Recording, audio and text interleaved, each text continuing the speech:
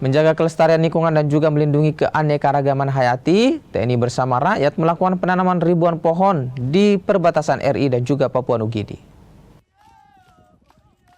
Sebanyak 3.200 bibit pohon ditanam di Kampung Yabanda, Distrik Yafi, Kabupaten Kerom, Papua. Jenis pohon yang ditanam mulai dari kayu besi, pucuk merah, matoa, salam, serta pete. Penanaman bibit pohon dilakukan dalam menyambut gerakan 1 juta pohon.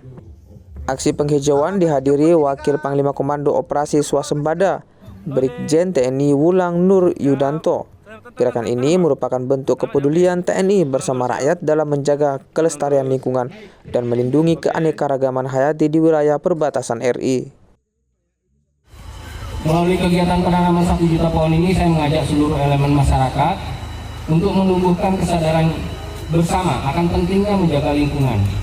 Kemudian sinergi TNI, pemerintah daerah, masyarakat, dan seluruh pemangku kepentingan merupakan kunci keberhasilan program penanaman 1 juta pohon ini.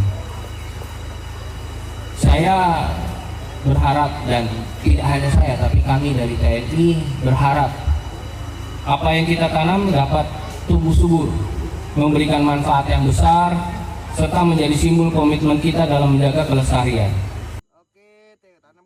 Selain penanaman pohon, Satgas Yonif 121 Macan Kumbang juga melaksanakan kegiatan sosial dengan membagikan paket sembako kepada masyarakat.